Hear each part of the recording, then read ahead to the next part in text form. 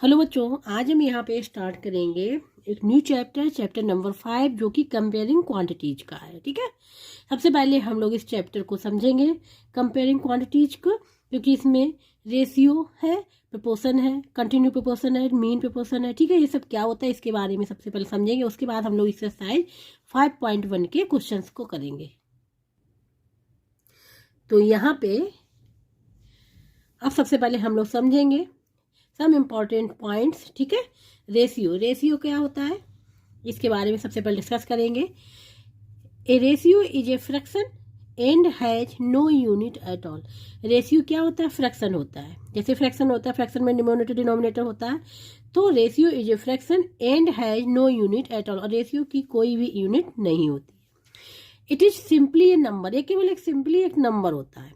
Second point है A ratio is expressed in the simplest form.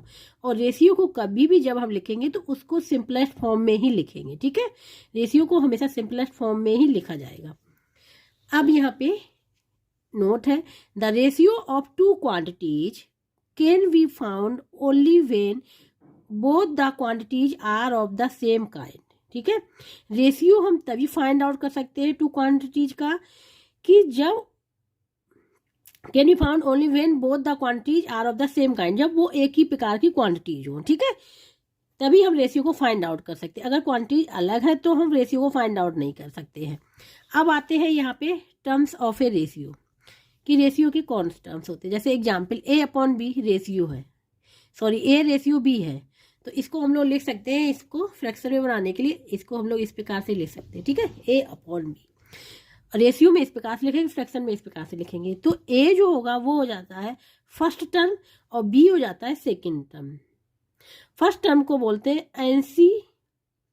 Antecedent. ठीक है, first term को बोलते हैं हम लोग एंटीसीडेंट एंड बी टर्म को बोलते हैं कॉन्सिक्वेंट। बी टर्म को बोलते हैं consequent. First term second term हो गया यहाँ पे। अब आते हैं प्रोपोर्शन के बारे में। यहाँ पे when two ratios are equal then their terms are said to be in the proportion. अगर दो रेशियो इक्वल है तो उनके जो टर्म्स होंगे are said to be in the proportion, तो उनके टर्म्स भी प्रोपोर्शन में होंगे अगर वो इक्वल हैं तब। अब यहाँ पे देखो एग्जाम्पल ले लिया, if A ratio B is equal to C ratio D है। A ratio B is equal to C ratio D है, इनको हम लोग फ्रैक्शन में लिख लिया, इक्वल टू साइन लगा लिया। ठीक है, तो हम ये कहेंगे A B C D are said to be in proportion. तो ए बी सी डी के जो उनके नंबर होंगे वो क्या होंगे? प्रोपोर्शन में होंगे। अगर रेशियो क्या है? रेशियो इक्वल है तो उनके जो टर्म्स होंगे वो प्रोपोर्शन में होंगे। अब यहाँ पे नोट्स है। ठीक है, पहला है the value of A B C and D are respectively first second third and fourth proportional कहलाएंगे। First second third and fourth proportional. ठीक है, ऐसे लिखे जाएंगे। फिर सेकेंड है the first and the fourth terms. जब फर्स्ट एंड फोर्थ टर्म्स मिलेगा आर कॉल्ड एक्सट्रीम।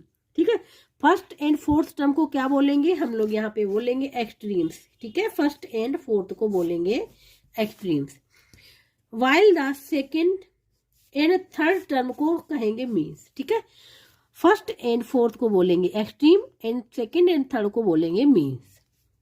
अब यहाँ पे थर्ड है द प्रोडक्ट ऑफ एक्सट्रीम। जब हम प्रोडक्ट ऑफ एक्सट्रीम का करेंगे इक्वल टू जाएगा द प्रोडक्ट ऑफ मीन।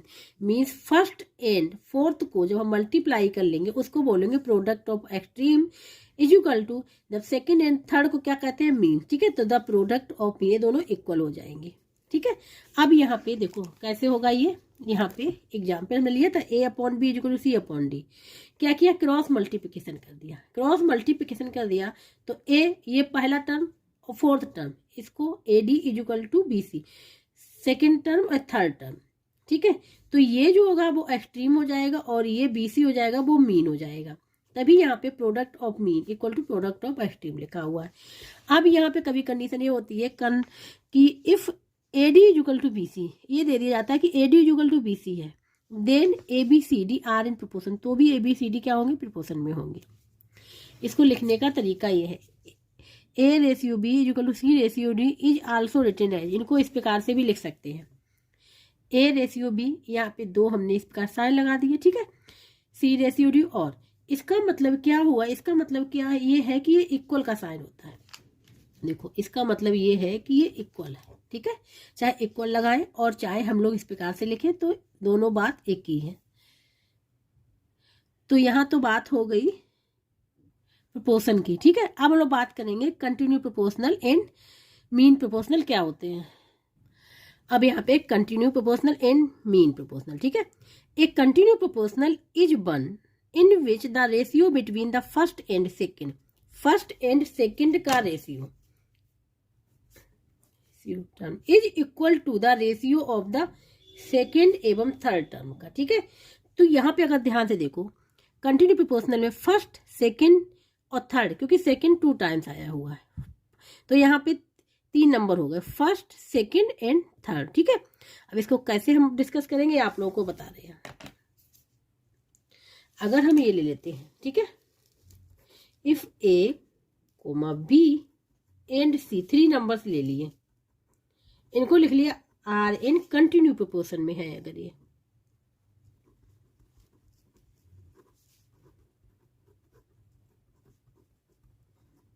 ठीक है, कंटिन्यू प्रोपोर्शन में है तो ये इसको हम लोग लिख सकते हैं according to definition first and second term ratio, first and second means first and second A upon B equal to किसके है, बी अपॉन सी, ठीक है, बी अपॉन सी यही लिखा हुआ है यहाँ पे, ठीक है। 3 नंबर्स हो गए यहाँ पे जो कंटिन्यू प्रोपोर्शनल में है तो इसको हम इस प्रकार से लिख सकते हैं फर्स्ट एंड सेकेंड का ratio equal to third and fourth second एवं थर्ड का रेशियो, ये हो गया। तो यहाँ पे ए एंड सी हो गए यहाँ पे फर्स्ट एंड थर्ड, और बी क्या हो गया, बी हो गया यहाँ पे मीन प्रोपोर्शनल, क्या हो गया, बी मीन प्रोपोर्शनल हो जाए क्योंकि दोनों में आ रहा है। तो यहाँ पे हम लोग लिख सकते ए कोमा बी, ये हो गए हमारे ए कोमा सी, ठीक है, ए और सी ये हो गए फर्स्ट एंड थर्ड टर्म, और बी यहाँ पे 2 टाइम्स आया हुआ है तो यहाँ बी जो हो जाएगा वो हो जाएगा मीन प्रोपोर्शनल।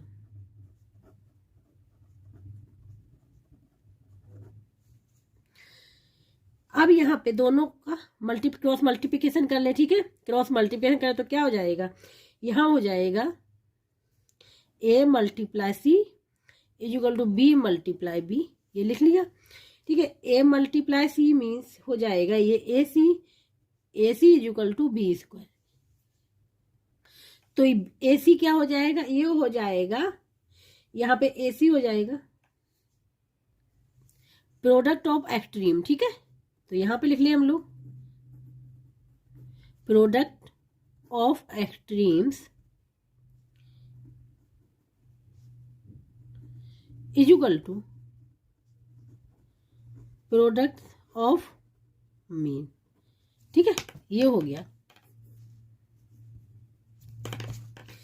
तो यहाँ पे अगर हम इसको इस प्रकार से भी लिख लें B square is equal to A C, ठीक है, तो बी की वैल्यू अगर फाइंड आउट करनी है, बी की वैल्यू फाइंड आउट करनी तो बी इज इक्वल टू हो जाएगा, ये हो जाएगा स्क्वायर रूट के अंदर ए सी, और ये प्लस माइनस दोनों हो सकते हैं क्योंकि स्क्वायर रूट जब लेंगे तो प्लस माइनस दोनों हो सकते हैं, ये हो जाएगा फार्मूला, ठीक है, ये भी हो गया फार्मूला। इस प्रकार से हम लोग फाइंड आउट करते हैं कंटिन्यू प्रोपोर्शनल को।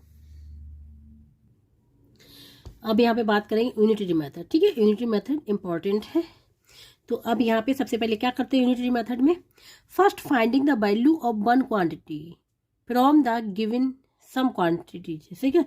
सबसे पहले हम लोग क्या करेंगे, वन क्वांटिटीज की वैल्यू फाइंड आउट करेंगे गिवन क्वांटिटीज, जो गिवन क्वांटिटीज है, ठीक है।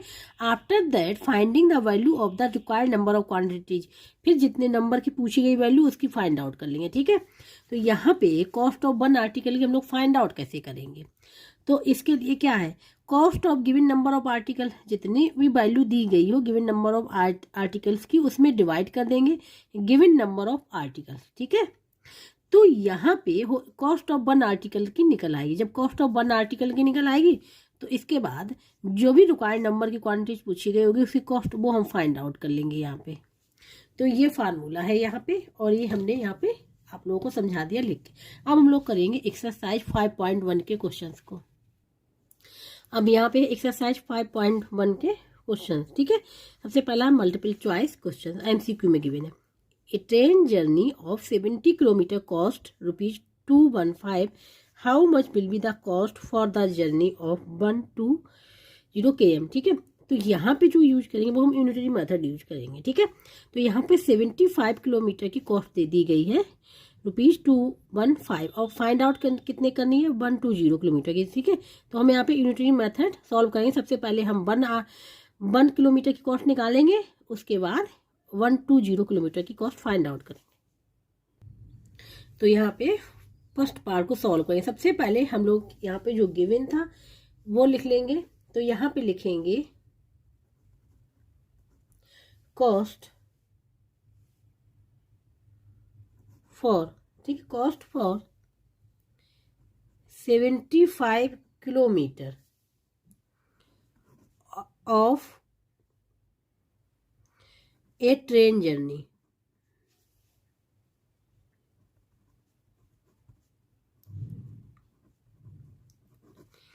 इक्वल टू है ₹215, ये है। ठीक है, the cost for 75 kilometre of a train journey is equal to ₹215। तो यहाँ पे हम फाइंड आउट करेंगे फॉर 1 के लिए, 1 किलोमीटर के लिए। तो यहाँ पे ऐसे ही लिखेंगे cost for 1 kilometre of a train journey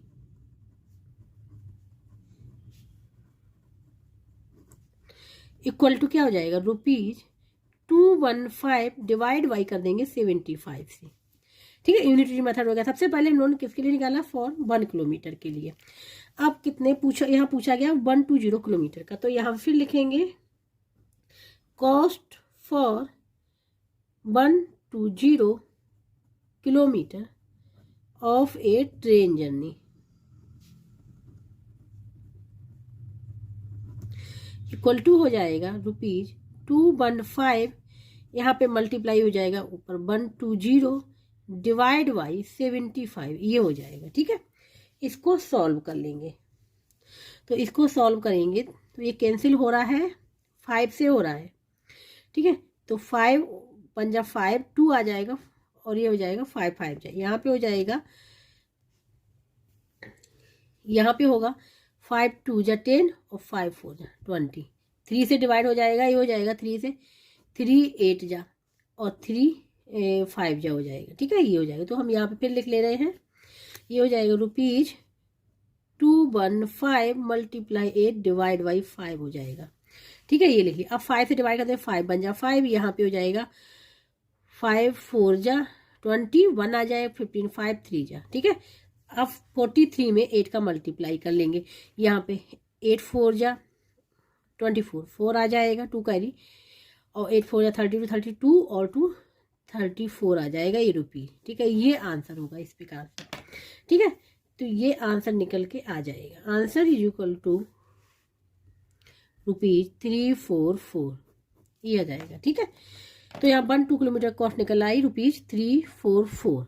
तो हमने यहाँ बताया, तो सबसे पहले फाइंड आउट करेंगे 1 के लिए, उसके बाद फाइंड आउट कर जितनी भी रिक्वायर्ड क्वांटिटी दी गई हो उसके लिए फाइंड आउट कर लेंगे। आप चेक करें कौन सा ऑप्शन करेक्ट होगा। तो यहाँ पे सी ऑप्शन करेक्ट है। ठीक है, सी ऑप्शन करेक्ट है। अब हम लोग करेंगे इसके सेकंड पार्ट को। अब यहाँ पे सेकंड पार्ट है, if the sale tax on a purchase worth ₹60 is ₹4.20, what will be the sale tax on a purchase worth ₹150। तो ये क्वेश्चन वैसे होगा जैसे क्वेश्चन नंबर फर्स्ट हुआ था, फर्स्ट का पार्ट। ठीक है, सेम वैसे ही करेंगे। तो यहाँ पे लिख लेंगे सबसे पहले जो गिवन है, the sale tax on a purchase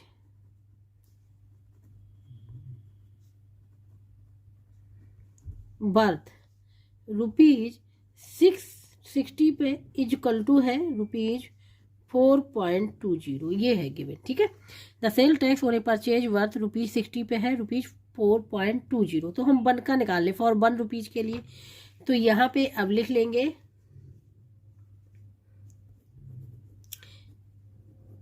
the sales tax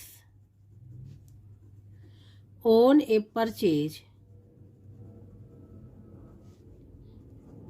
birth ₹1 is equal to क्या हो जाएगा, ₹4.20 डिवाइड बाई 60। ये कर लिया। अब पूछा गया है यहाँ पे ₹150 के लिए, तो यहाँ पे लिख लेंगे the sales tax on a purchase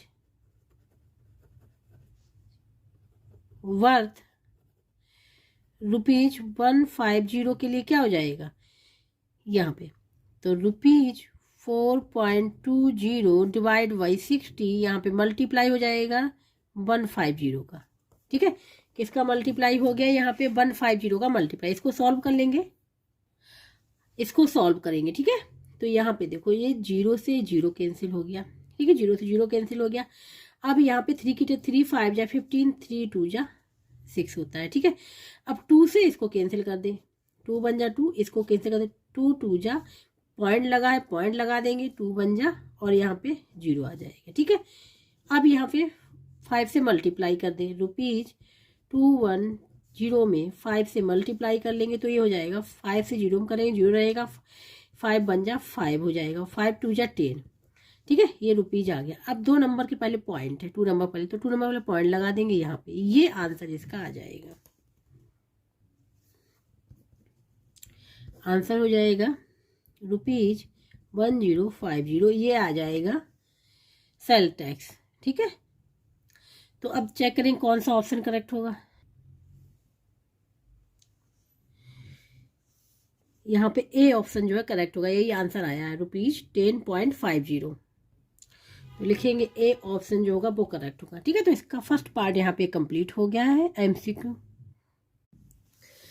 अब यहाँ पे बात करेंगे क्वेश्चन नंबर 2। इसमें है the weight of 72 books is 9 kg।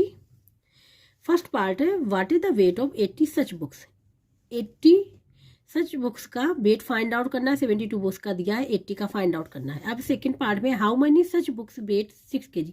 अब ये फाइंड आउट करना है कि 6 kg के वेट में कितनी बुक्स होंगी। ठीक है, तो स्टार्ट करेंगे इसके फर्स्ट पार्ट से। यहाँ पे लिख लिया हमने द वेट ऑफ 72 बुक्स का इक्वल टू 9 kg। ठीक है, तो फर्स्ट पार्ट करेंगे। सबसे पहले हम लोग 1 बुक्स के लिए निकाल लेंगे, तो फर्स्ट पार्ट करेंगे क्योंकि 80 बुक्स का फाइंड आउट करना है। तो यहाँ पे लिखेंगे the weight of 1 books is equal to क्या हो जाएगा, 9 kg डिवाइड बाई 72। ठीक है, टोटल क्या है 9 kg डिवाइड बाई 72 कर दिया। अब फाइंड आउट करना, 81 का फाइंड आउट कर लिया, अब 80 का फाइंड आउट कर लेंगे। तो लिखेंगे the weight of 80 such books equal to हो जाएगा 9 kg मल्टीप्लाई 80 डिवाइड बाई 72, ये हो जाएगा। इसको सिंप्लीफाई कर लेंगे, आंसर आ जाएगा। तो यहाँ पे 8 से करेंगे, 8 बन जा 8, 10 आ गया यहाँ पे क्योंकि 0 भी रहेगा, 8 9 जा 72 होता है। ठीक है, और ये 9 से देखो ये 9 कैंसिल हो जाएगा, तो क्या 10 मल्टीप्लाई क्या हो जाएगा, यहाँ पे 1 है। ठीक है, 9 9 बन जा 9 और 1 है, तो 1 मल्टीप्लाई 1 kg मल्टीप्लाई 10 क्या हो जाएगा, ये हो जाएगा 10 kg। 10 kg इसका आंसर आ गया। फर्स्ट वाले पार्ट का जो आंसर आया है वो आया है 10 kg। अब करेंगे सेकंड पार्ट। सेकंड वाले पार्ट में हमें 6 यहाँ सेकंड वाले पार्ट में 6 kg का फाइंड आउट करना है कि कितनी बुक्स होंगी। तो यहाँ पे हम लोग सबसे पहले लिखेंगे 9 kg वेट। ठीक है, 9 kg वेट इक्वल टू है कितने का, 72 बुक्स का। ठीक है, अब यहाँ पे क्यों बुक्स फाइंड आउट करनी है। ठीक है, बुक्स फाइंड आउट करनी है, तो हमने लिखा 9 kg वेट से जो 72 बुक्स का, तो 1 kg का फाइंड आउट कर ले। तो 1 kg का वेट कितना हो जाएगा, ये हो जाएगा 72 डिवाइड बाई 9 बुक्स। ठीक है, ये आ गया। अब 6 kg का वेट फाइंड आउट, 6 kg का फाइंड आउट करना है कितनी बुक्स होंगी। 6 kg वेट इक्वल टू क्या हो जाएगा, 72 मल्टीप्लाई 6 डिवाइड बाई 9 बुक्स, ये इतनी बुक्स होंगी 6 kg के वेट में, 6 kg के वेट में इतनी बुक्स होंगी। इसको सिंप्लीफाई कर लेंगे, 9 बन जा 9, 9 8 जा, ये हो जाएगा 8 × 6 बुक्स, ये हो जाएगा 48 बुक्स। ये आंसर हो जाएगा इसका। तो सेकंड पार्ट भी यहाँ पे निकल आया कि 6 kg के वेट में कितनी बुक्स होंगी, 48 बुक्स, या 48 बुक्स का जो वेट होगा वो होगा 6 kg। ये आंसर हो जाएगा इसका। यहाँ पे क्वेश्चन नंबर 3, यहाँ पे a car travels 165 kilometre in 3 hours. ठीक है, एक कार ट्रैवल करती है 16 किलोमीटर इन 3 आवर्स में। First, how much time will it take to travel 440 kilometre में कितना लेगी। मतलब 165 किलोमीटर में 3 आवर्स लेती है तो 440 किलोमीटर में कितने आवर्स लेगी, ये फाइंड आउट करना है। सेकेंड है, how far will it travel in 1/2 hours में। तो इतने आवर्स में कितना ट्रैवल करेगी, मतलब कितने किलोमीटर ये कार ट्रैवल करेगी, ये फाइंड आउट करना है। तो स्टार्ट करेंगे इसके फर्स्ट पार्ट से। इसको अब हम सॉल्व करेंगे। ठीक है, इसके हम 2 मेथड बताएंगे आप लोगों को, जो भी सही लगे वो आप लोग देख लीजिएगा। पहला वाला है, ठीक है, फर्स्ट मेथड। सबसे पहले यहाँ पे जो गिवन है वो लिख लेंगे। ए कार ट्रेवल 165 किलोमीटर कितने आवर्स में, 3 आवर्स में। ठीक है, 3 आवर्स में। तो हमको फाइंड आउट करना 1 किलोमीटर के लिए, तो लिखेंगे a car travels 1 kilometre is equal to, क्या करेंगे, इसको डिवाइड कर देंगे, 3 hours divide by 165। Find out करना है यहाँ 440 के लिए, तो यहाँ लिखेंगे ए कार ट्रेवल्स 440 किलोमीटर में क्या करेंगे, 3 × 440 आवर्स, क्योंकि आवर्स ही तो फाइंड आउट करने हैं, और यहाँ पे 165 लिख लिया। इसको सिंप्लीफाई कर लेना है, आंसर निकल आएगा। ठीक है, तो इसको सिंप्लीफाई यहाँ पे करेंगे, 3 से करते हैं, 3 बन जा 3, और यहाँ हो जाएगा 3 5 जा 15, फिर अगेन 3 5 जा 15 हो जाएगा। ये 11 से जा रहा है, 11 4 जा, और ये 0 आ जाएगा यहाँ पे, 11 5 जा, 5 बन जा 5 5 8 जा, तो कितना आ गया, यहाँ पे आ गया जो आंसर आ गया 8 आवर्स। ये आंसर निकल के आएगा। ये तो आ गया फर्स्ट मेथड से। ठीक है, अब हम लोग सेकेंड मेथड यहाँ पे यूज करेंगे।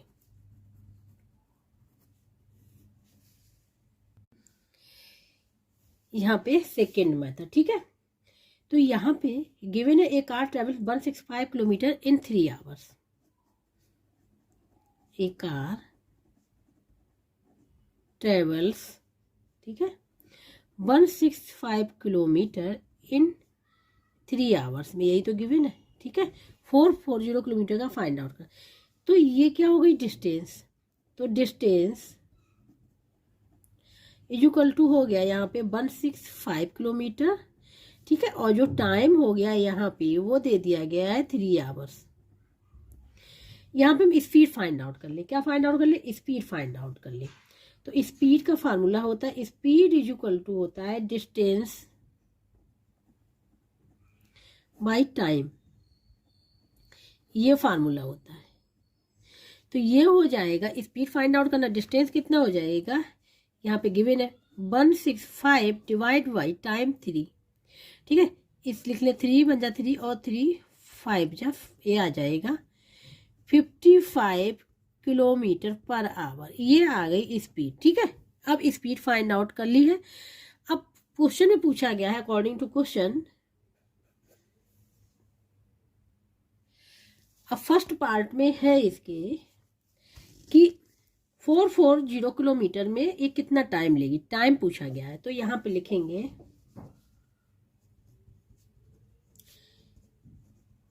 Time taken by the car, time taken by the car to travel 440 kilometre में। ठीक है, ये फाइंड आउट करना है। तो क्या करेंगे, टाइम पूछा गया है, अभी हमने फार्मूला बताया था, speed is equal to distance by time. ठीक है, ये फार्मूला बताया था। क्रॉस मल्टीप्लिकेशन कर ले टाइम, ठीक है, तो टाइम इज इक्वल टू क्या हो जाएगा, टाइम इज इक्वल टू हो जाएगा डिस्टेंस बाई स्पीड, ये हो जाएगा। अब डिस्टेंस भी पता है हमको 440 और स्पीड हमने फाइंड आउट की 55 किलोमीटर पर आवर। तो डिस्टेंस क्या है 440 किलोमीटर लिख लिया और स्पीड 55 किलोमीटर पर आवर आई थी, ठीक है, ये आई थी ना। तो यहाँ पे क्या आ जाएगा, आवर तो ऊपर चला जाएगा, किलोमीटर से किलोमीटर कैंसिल हो जाएगा। अब यहाँ पे देखो 11 से 5 4 जा 0 है तो 45 5 जा हो जाएगा, ठीक है, यहाँ पे हो गया। और 5 बन जा 5 5 8 जा और ये आवर बचेगा, तो ये हो जाएगा 8 आवर। ये आंसर निकल के आएगा इसका, ठीक है। ये हो गया सेकेंड मेथड, जो भी आप लोगों को सही लगा उससे आप लोग कर लीजिएगा, ठीक है। तो इस प्रकार से इसका फर्स्ट पार्ट यहाँ पे कंप्लीट हो गया। अब हम लोग करेंगे इसके सेकेंड पार्ट को। अब जो सेकेंड पार्ट है उसमें how far will it travel in 6 1/2 hours. तो यहाँ पे कहा गया है 6 1/2 आवर्स में ये कितने किलोमीटर, ठीक है, मतलब डिस्टेंस यहाँ पे फाइंड आउट करनी है। डिस्टेंस फाइंड आउट करनी इसकी 6 1/2 आवर्स में कितने किलोमीटर ये चलेगा, डिस्टेंस फाइंड आउट करनी है, ठीक है। तो सबसे पहले हम लोग करेंगे, ये क्या है, ये दिया गया है यहाँ पे मिक्स फ्रैक्शन दे रखा है, इसको हम इम्प्रॉपर बनाएंगे। वो क्या होता है, ठीक है, इम्प्रॉपर मीन्स, ठीक है, यहाँ पे 6 हटा देंगे तो हम इम्प्रॉपर बनाने के लिए क्या करेंगे, जो ये 6 है उसे मल्टीप्लाई कर देंगे डिनोमिनेटर का, 6 × 2 और जो +1 डिनोमिनेटर है उसको ऐड कर लेंगे और डिवाइड बाई 2 कर लेंगे, ये हो जाएगा। ये हो जाएगा 6 2 जा 12 1 13/2, ठीक है, ये आ गए, ये आवर्स आ गए। इसको हमने इसमें कन्वर्ट कर लिया, मिक्स से इम्प्रॉपर में कन्वर्ट कर लिया, ठीक है। अब फर्स्ट मेथड से सॉल्व करेंगे जैसे अभी हमने इसमें किया था, ठीक है। तो यहाँ पे हमको क्या डिस्टेंस फाइंड आउट करनी है, टाइम पता है, स्पीड पता ही है, तो यहाँ फिर फार्मूला हम लोग लगा लेंगे। तो यहाँ पे लिख लेंगे distance travel by the car in 13.2 hours में, ठीक है, इक्वल टू क्या हो जाएगा, तो डिस्टेंस पूछी गई है। तो अगर इस फार्मूले को देखो ध्यान से, ठीक है, ये फार्मूला हमने बताया था। तो डिस्टेंस फाइंड आउट करना है, तो डिस्टेंस फाइंड आउट करने के क्या हो जाएगा, स्पीड मल्टीप्लाई टाइम हो जाएगा, स्पीड मल्टीप्लाई टाइम हो जाएगा। हम यहाँ पे फिर लिख दे रहे हैं, फार्मूला लिख दे रहे हैं,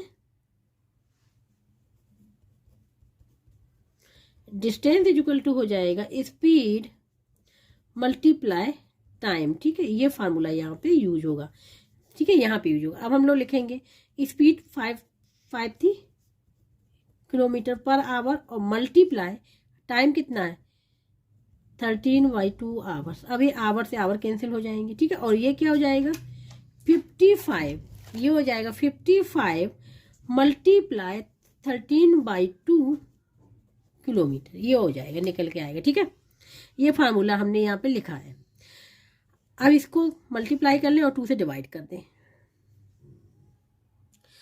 तो 13 5 जा 65, 5 जा 6 करे चला जाएगा, 13 5 जा 65 और 6 हो जाएगा 71 डिवाइड बाई 2 किलोमीटर, ठीक है। अब 2 से डिवाइड कर देंगे इसको, ये हो जाएगा 2 3 जा 6 आ जाएगा, ठीक है, 1 बचेगा, 1 11 हो जाएगा, 6 5 जा हो जाएगा 10, फिर 1 बचेगा 15 हो जाएगा, तो 2 7 जा 14, पॉइंट लगाएंगे 5, ये आएगा आंसर इसका, ठीक है।